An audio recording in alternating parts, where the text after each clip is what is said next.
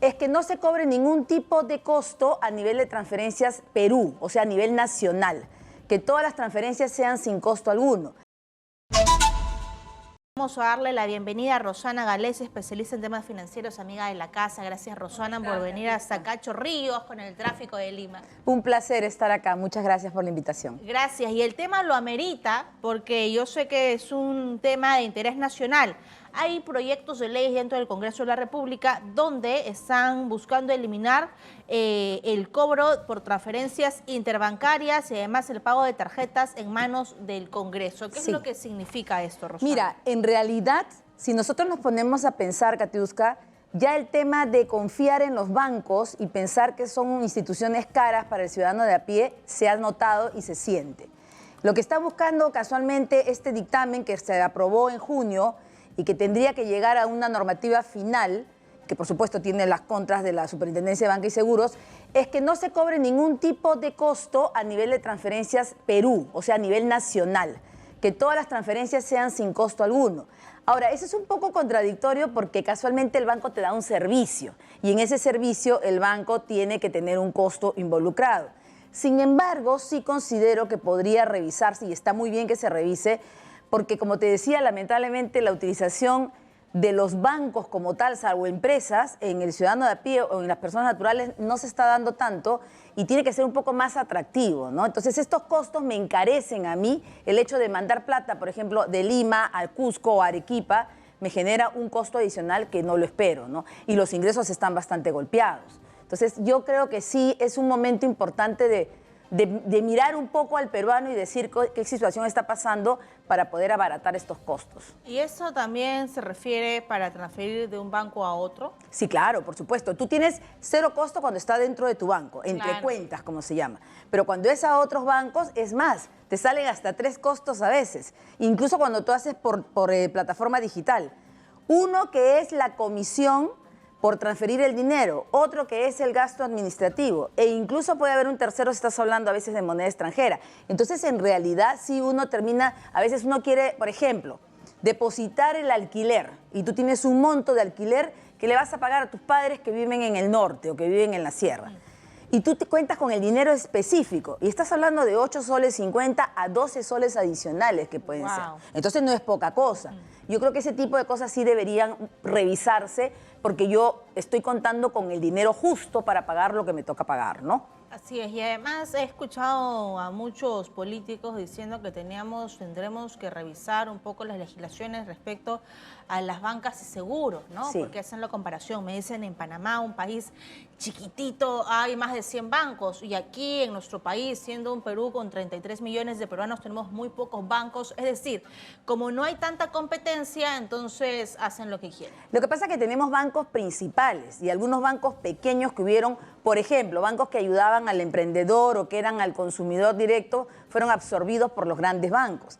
Entonces, en realidad, al final, sí, tú estás hablando de 7, 8 bancos exagerando, y después de eso puedes tener financieras o cajas de crédito o cooperativas, pero que no tienen la misma regulación. Entonces, sí, es bastante poco atractivo y poco competitivo que hayan tan pocos bancos a nivel de la ciudadanía que tenemos, ¿no? Sí. Así es. Y además hay otro proyecto de ley sobre las tarjetas de crédito. Mira, eso ya se había revisado en pandemia, Katiuska, y se salió una norma donde se hablaba de que los bancos tenían que tener por lo menos un producto que no tuviera cargos adicionales, o sea, un pago de membresía, que sea una tarjeta económica, que sea en soles, y que además no se cobraran estos costos adicionales que se cobraban.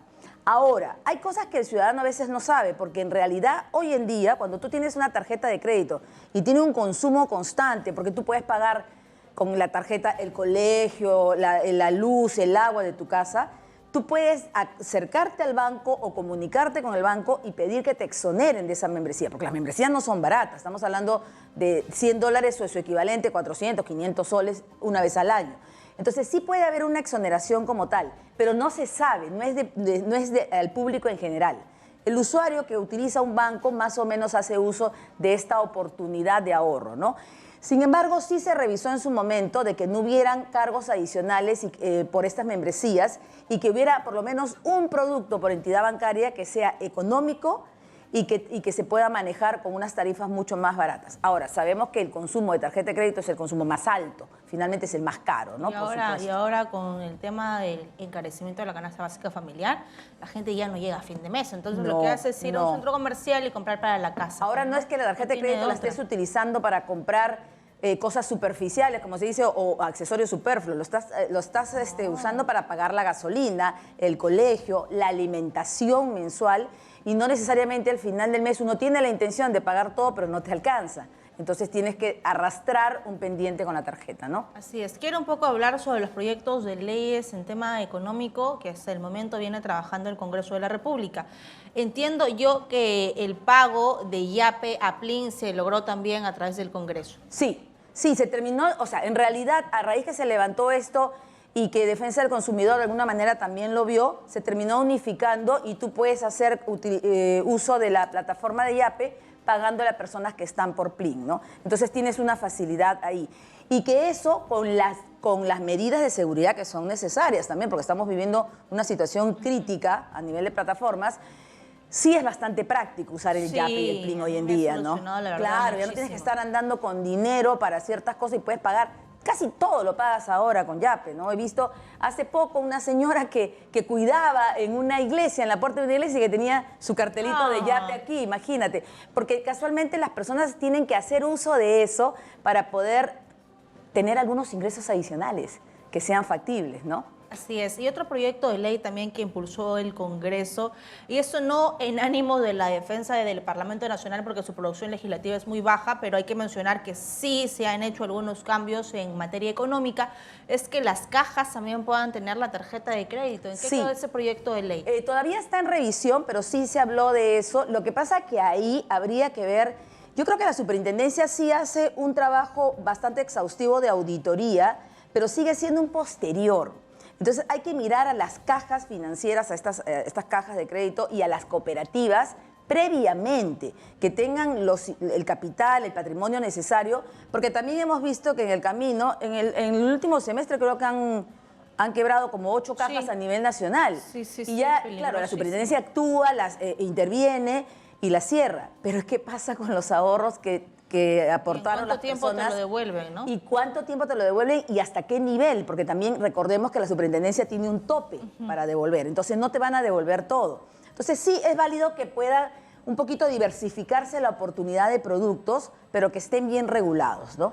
En la pandemia recuerdo que incluso Exitoso habló muchísimo de la usura bancaria, ¿no? Sí, claro. Creo que fue una bandera importante de la radio, donde hay tarjetas de crédito que te cobran el 200%, y eso es abusivo. No, y se quitó, acuérdate, y que bien que me haces recordar, porque lo hemos conversado incluso contigo y con otros periodistas aquí, se quitó, por ejemplo, había comisiones del mismo banco cuando era otra ciudad.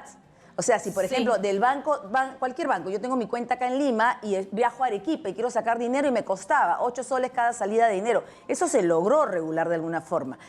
Pero el consumo masivo por tarjeta de crédito por naturaleza es caro. Y lamentablemente lo que no ayuda, sí es cierto, es bien importante hacer estas revisiones, pero nuestra cultura crediticia tampoco nos ayuda. La educación financiera que tenemos. Porque exactamente. Sacamos dinero de la tarjeta, grave pues, señor, exactamente. señora. Y que es una gran idea lo que se ha tenido hace pocos días de que educación financiera se va a enseñar en los colegios, que ya se promulgó como tal.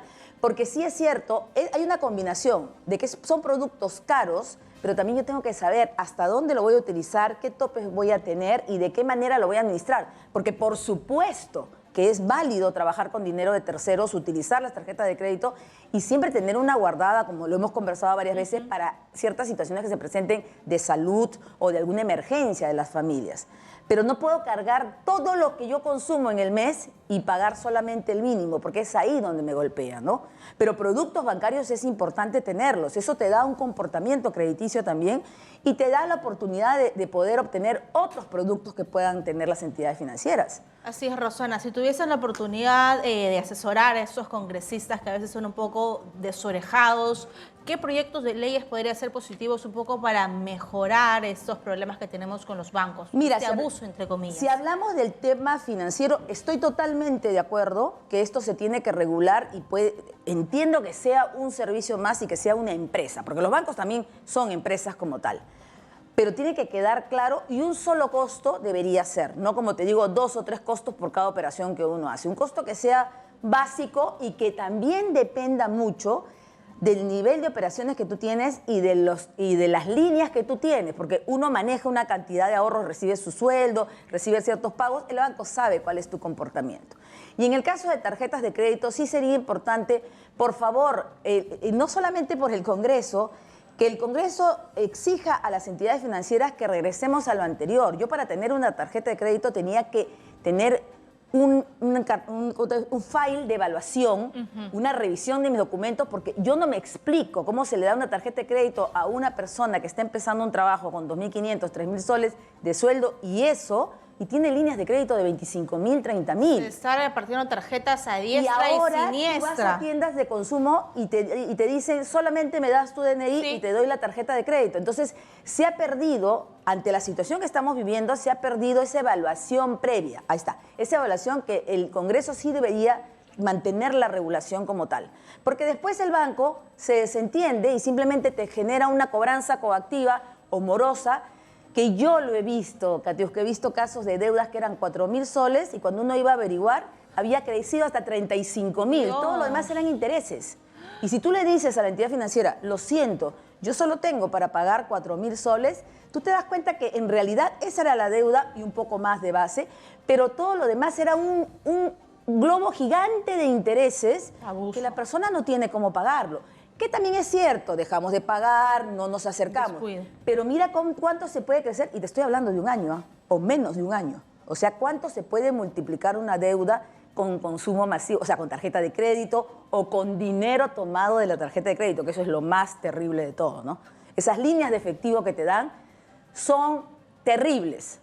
Son fulminantes para el consumidor. Son terribles porque te generan 4 o 5 veces el valor de la deuda. Además que te da una falsa seguridad financiera, ¿no? Y sí. Dices, bueno, al menos tengo 30.000, cualquier cosa que pasa en la casa puedo sacar de ahí. Luego terminas endeudado. Y lo que deberían regular, hablando de eso, que tiene que ver con las entidades financieras, es que los fondos de FP de los jóvenes que tengan sirvan como una línea de crédito, como una línea de garantía para que te den préstamos. Por ejemplo, si no está ganando tanto dinero mis fondos en la AFP, que me permitan, porque finalmente están en los mismos grupos económicos, que me permitan de alguna manera poder acceder, así como ha habido ahora esto de la vivienda, primera vivienda, que me permitan también acceder a préstamos que sean para capital de trabajo, para nuevos negocios, y yo tengo mi fondo ahí. Eso sí es darle uso a tu fondo de pensiones futuro. Pero si el dinero está ahí dormido, no tiene mucho sentido, ¿no? Así es, Rosana. Sí. Quiero ir por otros temas, ya sabemos cuál es este proyecto del Parlamento Nacional, porque ahora con la inflación tengo entendido que los créditos hipotecarios, los intereses han subido. Muchísimo, sí, muchísimo. O sea, las tasas de interés han subido considerablemente. En algún momento, hace mucho tiempo que estábamos entre 14, 15, 18, llegó a bajar hasta 8, 9% y ahora ha vuelto a subir. Hay mucha oportunidad de comprar, pero tú te acercas a los bancos y las tasas son altísimas. Entonces, lamentablemente, pierdes esa oferta que se está presentando de grandes oportunidades porque la gente no vende en este momento. Entonces, yo creo que debería haber como también un escalonamiento, unas tasas escalonadas dependiendo del sector económico, el tipo de vivienda y además la entidad financiera que va a prestar. No todos pueden estar iguales, ¿no? Sabes que leí un informe de un medio económico nacional y luego otro internacional, que un peruano tiene que trabajar, creo que 100, 150 años, ganando sueldo mínimo para tener una casa propia en este país. O sea, más de tu vida, o sea, tu vida y la de tu hijo y tu nieto, juntado todo eso con sueldo mínimo, puedes comprar una casa aquí. Bueno, ahora estamos hablando de que en una familia de 4 personas, promedio ya adultos, los cuatro tendrían que trabajar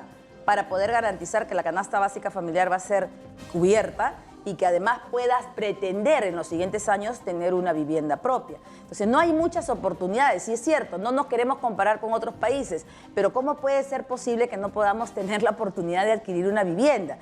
Y lamentablemente estos proyectos de mi vivienda más masivos que salieron ya hemos visto que han sido favorecidos de una manera que no tenían que ser, ¿no? Entonces eso no ha ayudado al peruano que necesitaba, ¿no? Sin irnos mucho a la política. Ya para cerrar, Rosana, se vienen tiempos difíciles y ya Julio Velarde lo ha dicho en el Congreso, la agricultura está en su peor momento, tras casi 26 años los alimentos se van a encarecer y quisiera que la población aprenda a tener desde ya un plan familiar de ahorro. Yo ya lo conversé con mi familia, ya lo hemos dialogado, porque no voy a hacer de que los precios bajen en los mercados, eso no va a pasar. Pero lo que puedo hacer es tener un fondo y siempre un respaldo financiero. ¿Cómo lo logramos? Mira, yo siempre voy a defender este tema y no es que yo no sea consumidora o que no tenga que pagar ciertas cosas. El ahorro tiene que existir de alguna manera, así sea de sol en sol. Tú tienes que guardar algún dinero. En este momento tenemos que ser muy conservadores y muy cautelosos con este fin de año que se viene, porque no solamente la agricultura, el tema de la pesquería está parado, pesca está parado. O sea, tenemos gente que no sale porque está caliente el mar, entonces exactamente. Y según lo último que yo he escuchado, entre diciembre y enero se viene un cambio climático mucho más fuerte que a nosotros nos afecta porque toda nuestra agricultura depende de eso y mucho más. Y por otro lado tenemos el tema de infraestructura, porque vas al norte o a la selva y no están preparados, gobierno regional tras gobierno regional, no está preparada la ciudad y comienzan los problemas de contingencia de último minuto. Entonces yo creo que las familias tenemos que ser cautelosas, tenemos que buscar productos sustitutos, trabajar mucho con el tema de productos sustitutos y además juntarnos entre las familias que se pueda para poder obtener alimentos que sean los justos y necesarios. Pero también hay que sustituir un poco, porque creo que tenemos... Es más, hay alimentos andinos que hoy en día se han encarecido y que ahora sí le dan el valor que antes no tenían. La quinoa, por ejemplo, que es tan cara. La maca, la chía, ¿no? La maca, que antes tú decías, ¿por qué voy a comer eso? Entonces, y es que son alimentos tan ricos. Entonces yo creo que hay que buscar los sustitutos y hay que ser muy cautelosos con los gastos, ¿no? Sí. Muy bien, Rosana, muchas gracias por tu tiempo, gracias por tus consejos. Gracias por la invitación. Esperemos, por favor, que el Congreso continúe con ese ritmo de aprobar leyes que sean en beneficio de la población y no tanto de los grupos de poder. Y que sean de largo plazo. Y algo, permíteme una cosita, también los temas laborales. Cuando nosotros hablamos de hacer algún ajuste laboral y pensar en aumentar los sueldos para los nocturnos o para lo que sea, nos estamos tumbando a un sector importantísimo del país, el emprendedor. Estoy de acuerdo que hay que respetar los derechos laborales, pero hay que tener mucho cuidado que no sean muy populistas porque el emprendedor va a dejar de contratar de manera formal. Además, yo me imagino, Rosana, ya cuántas empresas en la clandestinidad ocultan a sus trabajadores. Totalmente. Se las van a ingeniar. Y lamentablemente no estás empujando a la formalidad, estás empujando a la informalidad, a la injusticia y a perder más puestos de trabajo. Hay que tener cuidado con eso, ¿no? Muchas gracias.